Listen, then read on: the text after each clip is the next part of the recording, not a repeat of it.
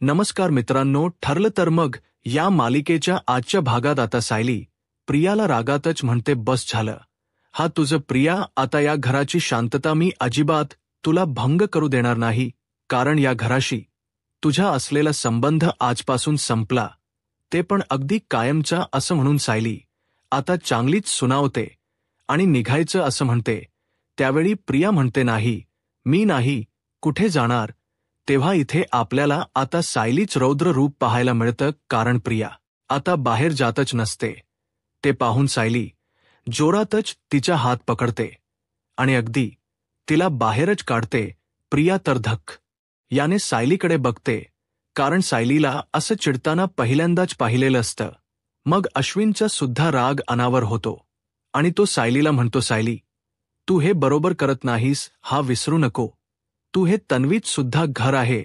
तेव्हा सायली बिचारी आपली गप्प बसते, पण रागात अश्विनकडे बघत असते कल्पना म्हणते, हे घर प्रियाचं नाहीये समजलं, आणि आता तुझं सामान घे आणि चालती हो इथून. असं म्हणत कल्पना आता तिची बॅग तिच्याकडे फेकते, तर अस्मिता सुद्धा दुसरी बॅग घेते आणि प्रियाजवळ फेकते. आता कल्पनात सुद्धा हे असं वागणं पाहून अश्विनला प्रचंड असा धक्का बसतो आणि तो आपल्या मम्माकडे आता बघू लागतो. तेव्हा रागातच सायली विचारते, आता तरी तुला तुझी लायकी समजली ना प्रिया, आता इथून पुढे अजिबात या घराकडे काय, अगं या दिशेकडे सुद्धा बघायचं नाही. तेव्हा आता प्रियाला प्रचंड असा धक्का बसलेला असतो आणि मग अश्विन म्हणतो, बघ तन्वी, मी तुला म्हटलो होतो ना, अजिबात आपण इथे यायला नको म्हणून. तेव्हा प्रिया रडण्याची नाटकं सुरू करते आणि म्हणते, तेव्हा खरंच मला माहीत नव्हतं रे अश्विन, हे लोक माझ्याबरोबर असं काही वागतील.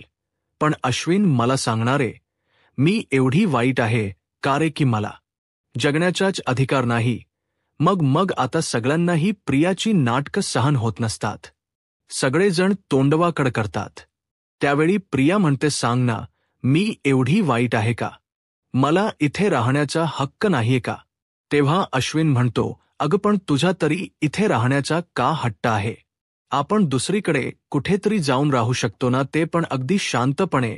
तेव्हा नाटक करत प्रिया म्हणते, कारण ही सगळी माझी माणसं आहेत रे. अश्विन आता रडण्याच नाटक करत इमोशनल वगैरे होत ती म्हणत असते, मी इतकी वर्ष माझ्या आई बाबांशिवाय काढली आहेत.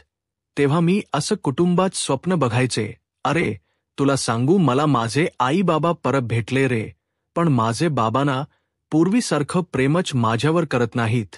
ते तर साधे मला जेलमधून सोडवायला सुद्धा आले नाहीत. अरे मग तू आलास, मग मी तुझ्या आई बाबांसोबत नाही राहणार तर मग कुणासोबत राहणार? मग आता अश्विन म्हणतो, तुला कळत नाही का? तर मी, अगं जर त्यांना तुझी गरज नाहीये तर आपल्याला सुद्धा त्यांची गरज नाहीये.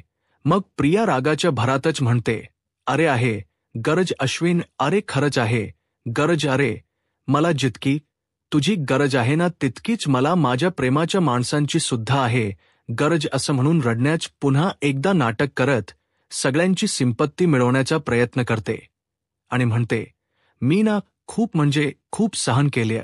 अरे अश्विन, अरे मला फक्त ना आता स्वतःच्या घरात जायचे आणि एवढीच अपेक्षा आहे माझी, फक्त एवढीच अपेक्षा आहे. असं म्हणून ती सतत तोच शब्द बडबडू लागते आणि त्यानंतर चक्कर येण्याच नाटकच करते. तेव्हा सगळेजण तिच्याकडे बघू लागतात. सर्वांना माहीत असतं की ही भामटीन नाटक करतीये म्हणून कोण काहीच रिएक्शन देत नाही किंवा तिच्याजवळ तिच्या मदतीला सुद्धा धावून जात नाही. मात्र प्रिया ही आता एकदमच खाली पडणार. त्याच वेळी अश्विन तिला पकडतो आणि तन्वी, काय होत्या तुला, काय होत्या, असं काळजीने विचारतो. तेव्हा अर्जुन म्हणतो, घ्या आता झाली हिची नाटक सुरू. त्यानंतर तो म्हणतो, मम्मा पाणी द्या ना प्लीज प्लीज. तरीही आता कोणीच जागेवरून हालत नाही. मग त्यावेळी आता तन्वी, अग उठना उठना असं सतत अश्विन काळजीने म्हणत असतो, पण प्रिया काही मूर्ख डोळे उघडत नसते. आता काही वेळानंतर अश्विन पुन्हा एकदा म्हणतो की अगं अस्मिताई दे की पाणी, विमलताई दे की पाणी. त्यानंतर आता सायली म्हणते, अश्विन भाऊजी, अहो तिला काहीही झालेलं नाहीये. तेव्हा अश्विन म्हणतो की अगं तू तर असंच बोलणार, कारण तन्वी जर मेली तर सर्वात जास्त आनंद हा तुलाच होणार आहे ना. तेव्हा प्रताप रागात म्हणतोय, तोंड सांभाळून बोल जरा अश्विन, कुणाबद्दल काय बोलतोय आपण, याच भान तरी आहे का तुला? मग त्यानंतर जे कारंजाच पाणी असत ना, तेच पाणी अश्विन घेतो आणि प्रियाच्या तोंडावर अस मारतो जेणेकरून प्रिया शुद्धीवर येईल. मग ते पाणी मारल्यानंतर थोड्या वेळाने प्रिया लगेचच आता शुद्धीवर येते. मग आता तो तिची खूपच काळजी करत असतो. तेव्हा प्रिया नाटक करत म्हणते, अश्विन, जोपर्यंत मी माझ्या हक्काच्या घरात जात नाही ना, तोपर्यंत मला बरं कसं वाटेल सांग बरं. तेव्हा अश्विन म्हणतो, वाटेल बरं, तू नको काळजी करू. अगं, या घरातील लोकांनी तुला अगोदर जेवण तर नाकारलं होतं आणि आज पाणी सुद्धा नाकारलंय, आणि ही माणसं पूर्णपणे खालच्या लेवलला गेली आहेत की माझ्या बायकोला साधं पाणी सुद्धा देत नाहीयेत, असं अश्विन अभद्रपणे म्हणत असतो. पण आता यांचा माज मी अजिबात सहन करणार नाहीये. तुला आपल्या घरात जायचं ना, चल आता चल. तेव्हा ती म्हणते, पण अश्विन कसं? तर आता घरातील सगळ्यांना पुन्हा एकदा अश्विन या प्रियाला घरात घेऊन येणार या विचाराने तिथे दरवाजाजवळच थांबतात. तर अर्जुन अश्विन समोर येऊन आता उभा राहतो. मग आता रागातच अश्विन म्हणतो, दादा तू बाजूला हो आता. हे बघ, माझ्या हातून काहीतरी चुकीचं घडण्याची ना अजिबात वाट बघू नकोस, त्यामुळे तू पटकन बाजूला हो. तेव्हा अर्जुन म्हणतो, चुकीचं ना तू वागतोस अश्विन, कारण तुम्हा दोघांनाही आम्ही सांगितलंय ही मुलगी या घरात येणार नाही म्हणजे नाही. आणि परत ना मला तेच बोलायला लावू नकोस अश्विन.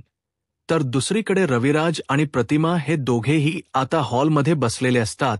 प्रतिमाच काहीतरी शिवण्याचं काम आपलं सुरू असतं तर रविराजला ॲडव्होकेट जाधवांचा फोन येतो. तर आता तो लगेचच तो कॉल रिसीव्ह सुद्धा करतो. मग बोला, खूप दिवसानंतर आठवण आली आज तुम्हाला माझी, असं रविराज विचारतो. ॲडव्होकेट जाधव आता सांगू लागतात, ची मुलगी ही जेलमधून सुटली आहे, ती कायमची बाहेर आली आहे. असं जेव्हा रविराजला सत्य समजतं तेव्हा मात्र रविराजच्या पायाखालची जमीन सरकते. त्याला प्रचंड असा धक्का बसतो आणि तो विचारतो, काय? मला तर याबद्दल काहीच कल्पना नाहीये. आणि तुम्हाला सांगू ॲडव्होकेट जाधव, तुम्ही सुद्धा या बाबतीत ना मला अजिबात फोन करायला नको होता, कारण आम्ही ना त्या मुलीशी संबंध पूर्णपणे तोडून टाकले आहेत. तर प्रतिमा आता लगेचच रविराजकडे बघत असते. नक्की काय झालं हे तिला समजलेलं नसतं. तेव्हा ती आता पटकन उठते आणि विचारते, काय हो, नक्की काय झाले? रविराजने फोन ठेवल्यानंतर तो प्रतिमाकडे बघतो. तेव्हा रविराज आता म्हणतो, हे बघ, माझ्या एका कलिगचा फोन होता आणि तन्वी ही जेलमधून सुटली असं म्हटल्याबरोबरच आता प्रतिमाला जबरदस्त असा धक्का बसतो. तेव्हा ती आता विचारते, काय? मग आता तो माझं अभिनंदन करत होता, पण किती जणांना सांगू मी की आता ती माझी कोणच नाहीये, मी तिच्याबरोबर असणारे सर्व संबंध तोडून टाकले आहेत. तेव्हा प्रतिमा म्हणते, अहो, अशी कशी सुटली ती? तिला तर 7 वर्षांची शिक्षा झाली आहे ना. तेव्हा अशा गुन्हेगारांना सोडवण्यासाठी असे भरपूर कायदेशीर मार्ग आहेत. आता त्यातला नेमका कोणता तिच्या वकिलांनी वापरलाय ना काय माहीत, आणि ते जाणून घेण्याची सुद्धा इच्छा नाहीये, कारण अशी मुलगी ज्या पद्धतीने आपल्याशी खोट बोलली आहे, एका खुन्याला मदत केली आहे, त्यामुळे मला तिचं तर तोंड बघण्याची सुद्धा अजिबात इच्छा नाहीये. मग आता प्रतिमा शांतपणे म्हणते की आता तर बघावं लागेल ना, कारण जेव्हा ती जेलमध्ये होती तेव्हा आपण तर एकदाही तिला बघायला गेलो नाही, पण आता तीच आपल्या समोर येईल, मग आपण काय करायचं? रविराज, आणि काहीही झालं तरी ती आपली मुलगी आहे आणि हे आपण कधीही नाकारू शकत नाही. तेव्हा आता या प्रियाच्या अशा येण्यामुळे ना रविराजला खरंतर धक्का बसलेला असतो आणि त्याला ती भामटी ना आता त्याच्या डोळ्यासमोर सुद्धा नको असते. मग आता ती म्हणते, तन्वीच्या बाबतीत पुढे काय करायचं याचा निर्णय ना आपल्याला आत्ताच घ्यावा लागेल. रविराज तर दुसरीकडे कल्पना अश्विनला म्हणत असते, हे बघ, तुला घरात यायचं ना, मग तू येऊ शकतोस, पण अगोदर शहाणा हो आणि मगच ये घरात. आणि या मुलीला सांग की तिला तिच्या मार्गना पूर्णपणे मोकळा आहे. मग अश्विन रागातच तडातडा बोलू लागतो, मम्मा, अगं आता इथून पुढे तिचा आणि माझा मार्ग वेगळा नाही, तर एकच असणार आहे. हे तुला कळत नाही का? मग कुणी काहीच बोलत नाही. त्यावरती अश्विन म्हणतो, नाही, कसं आहे ना, तुम्हाला कळणारच नाही, कारण तुम्ही सगळे सुभेदारांना निर्दयी झाले आहात. निर्दयी? तेव्हा प्रताप रागात म्हणतोय, अश्विन जरा ना तोंड सांभाळून बोल. या खोटारड्या मुलीसाठी ना तू आपल्याच माणसांबरोबर भांडण करतोय. तेव्हा आता प्रिया लगेचच सालसूतपणाचा आवा आणण्याचा प्रयत्न करते, जशी काय मिले शहाणे. मग म्हणते की अश्विन, अरे तू यासाठी कशाला उगीच घरच्यांबरोबर भांडतोस? प्लीज असं नको न करू, असं नको न करू असं म्हणून त्याला ती समजावण्याचा प्रयत्न करते. तेव्हा अस्मिता आता म्हणते, तन्वी तू गप्पच बसा जरा आता, कारण अगं तू किती नाटकी आहेस ना, हे सर्वात जास्त मलाच माहीत आहे. अगं माझा साधा भोळा भाऊ तुझ्या नाटकांना ना फसला असेल, पण मी नाही फसणार असं अस्मिता स्पष्ट भाषेत सांगते. असं म्हणून ती अश्विनला सुद्धा समजावते. तुला सांगू अश्विन, अरे या मुलीच्या नाटकांचा पाढाना मी फक्त तुझ्या समोर वाचू शकेन. तू ना फक्त आणि फक्त माझ्यावर विश्वास ठेव. तेव्हा तो म्हणतो, नाही, मला ना आता तुमच्यापैकी की कोणावरही विश्वास राहिलेलाच नाही. मला ना फक्त एवढंच कळतं की माझ्या बायकोला ना तिच्या हक्काच्या घरात जायचंय, आणि मी ना तिची इच्छा पूर्ण करणार आहे, म्हणजे करणार आहे. तेव्हा सायली आता अश्विनला म्हणते, तिची ही इच्छा ना कधीच पूर्ण होणार नाही अश्विन भाऊजी, कारण तुमची बायकोना हे घर फक्त पोखरणार आहे, आणि ती जिथे कुठे जाईल ना फक्त दुःखच देईल.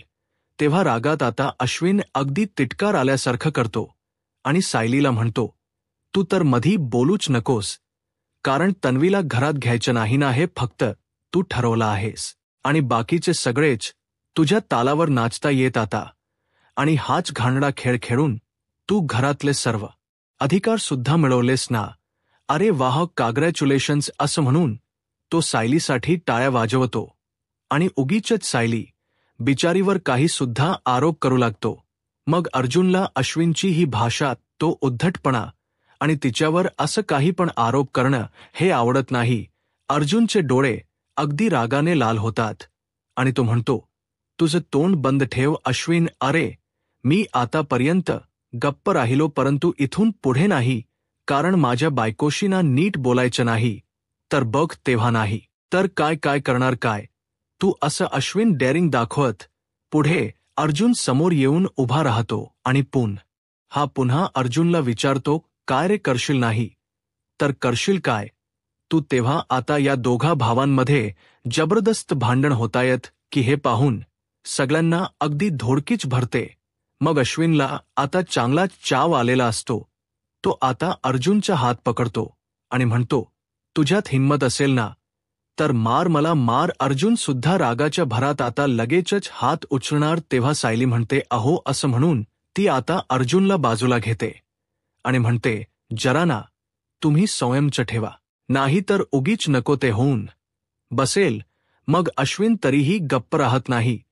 त्याची मस्ती अजून उतरलेलीच नसते.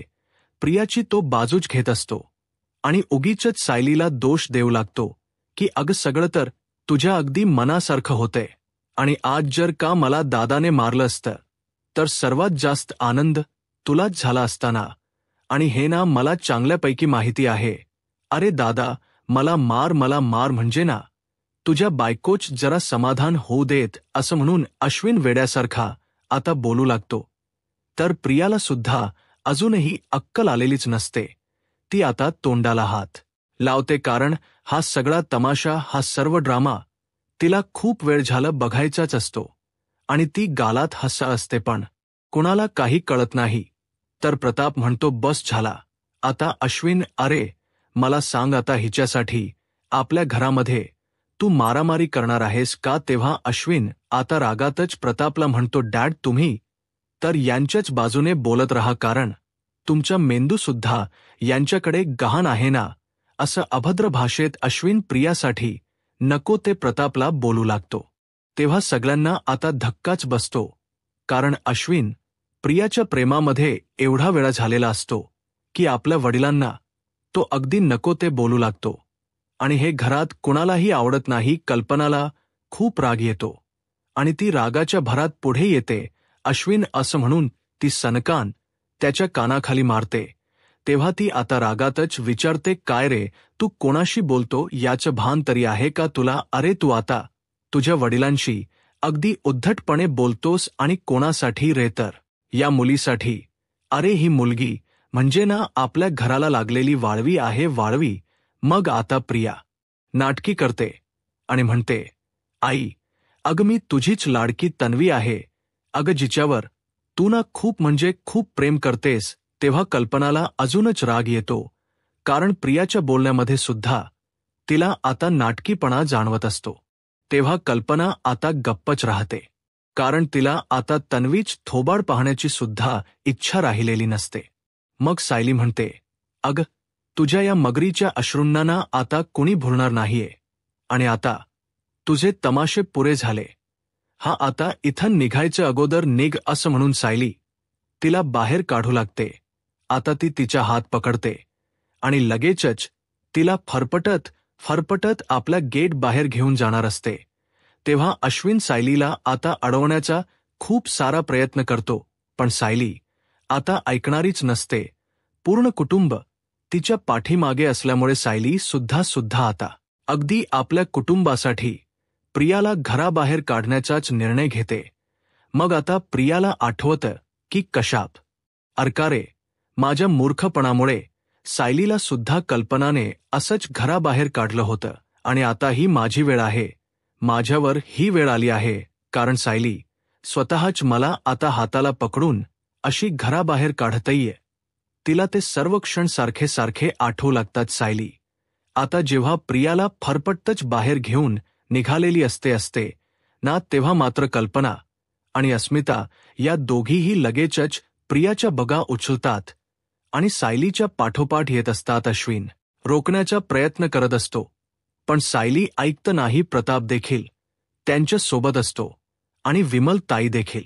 तर प्रिया आता सायलीचा हात सोडण्याचा प्रयत्न करत असते, पण सायली आता अजिबातच ऐकत नसते. अश्विन सुद्धा तन्वीत नवी करत लगेचच तिच्या पाठीमागे येत असतो, पण अश्विनचाही ही नाईलाज असतो, कारण प्रियाची बाजू त्याने घेतल्यामुळे घरातील सर्वांनी त्याचं म्हणणं आता अगदी स्पष्टपणे नाकारलेलं असतं. आता खाईनली सायली गेट जवळ प्रियाला घेऊन येते आणि लगेचच तिला आता गेट बाहेर म्हणजेच घराच्या बाहेर अन्नपूर्ण निवासाबाहेर अशी दूरच लोटून देते. तेव्हा प्रिया आता खाली पडते आणि तिचा राग अनावर होतो. ती मागे सायलीकडे खूप म्हणजे खूपच रागात बघत असते, पण सायलीला त्याचं काही वाटत नसतं, कारण सायलीच्या बाबतीत सुद्धा हा प्रसंग घडून गेलेला असतो, आणि फक्त व फक्त या भामट्या प्रियामुळे सायलीला घराबाहेर जावं लागलेलं असतं. हे सगळं आता तिला आठवत असतं, आणि त्याचा आज सायलीने घेतलेला असतो, आणि तिचा तो बदला पूर्ण झालेला असतो. आणि म्हणूनच सायलीच काळीज अगदी थंड होतं, कारण तिला काहीही झालं ना तरीही या प्रियाला आतमध्ये येऊच द्यायचं नसतं. आता खूप रागात आता प्रिया ही सायलीकडे बघत असते. तिच्या डोळ्यामध्ये सायली विषयीच्या रागाची आग मात्र दिसू लागते. अश्विन लगेच कळवळा करत पुढे जातो आणि तू बरी आहेस ना तन्वी, असं विचारू लागतो. सायली रागातच म्हणते, हे बघ, कायद्याने ना तुझी सुटका केली असेल, पण या घरात येण्याची परवानगी ना मी तुला कधीच देणार नाही, समजलं? असं म्हणून सायली चांगलाच आता तिचा हिसका दाखवते. त्यावेळी आता कल्पना आणि अस्मिता या दोघीही तिच्या बगास तिच्या जवळ अशा फेकून देतात, आणि आता सायलीच्या बाबतीत तिला घराबाहेर काढण्यासाठी जेवढे कांड प्रियाने केलेले असतात तिच्यासोबत सुद्धा अगदी तेच घडलेलं असतं, आणि म्हणूनच घरातील सगळेजण त्या दोघांना इग्नोर करतात आणि लगेचच तेथून जातात. तर सायली आता घराचा मेन गेट असतो ना, तोच आता बंद करून घेते. आता घरातील सगळेजण प्रियाकडे मागे वळून खूप म्हणजे खूप रागात बघतात.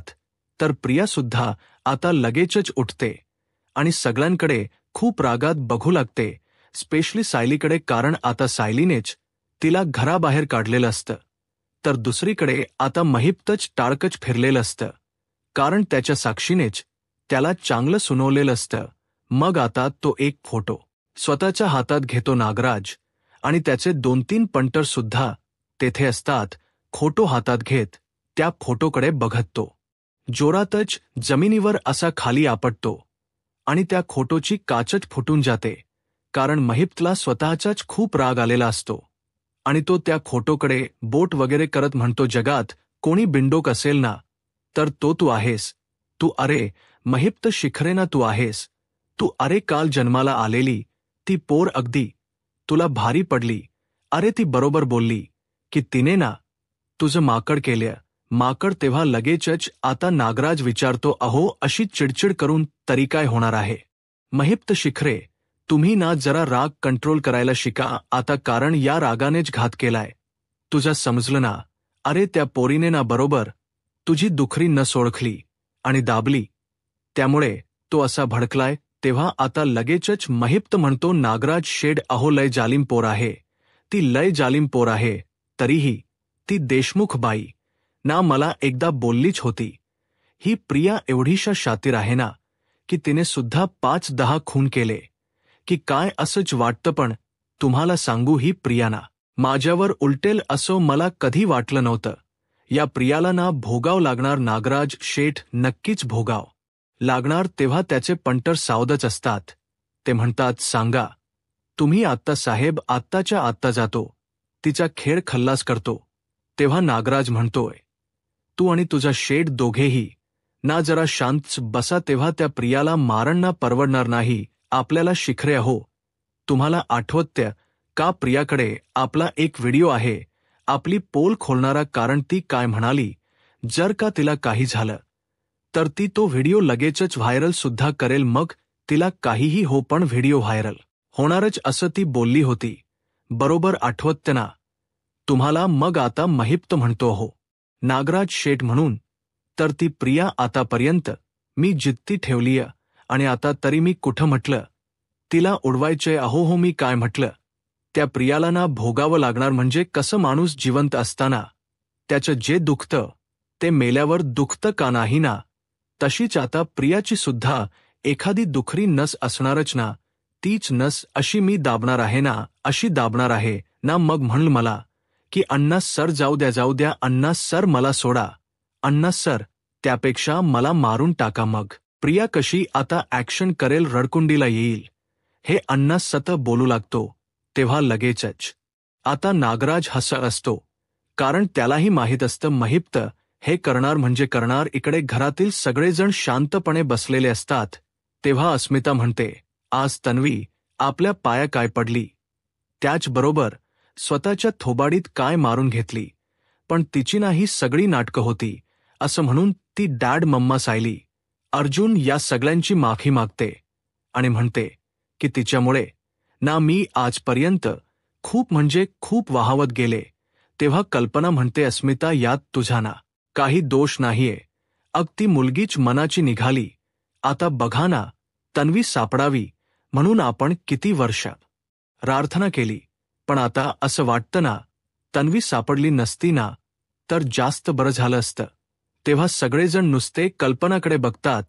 तेव्हा कल्पना म्हणते, हो अहो, हा विचार ना अगोदरच माझ्या मनात आलाय. आता मला सांगा, आता मी सापडल्यामुळे रविराज भाऊजी अन प्रतिमाला तरी कुठे आनंद झालाय, आणि जी मुलगी स्वतःच्या आईच्या तब्येतीची हेळसांड करू शकते, तर ती मुलगी सासरच्यांना विष तर नक्कीच देऊ शकते ना, असा विचार कल्पना करते. आणि तिच्याच बोलण्याचा विचार आता खोलवर सायली करू लागते.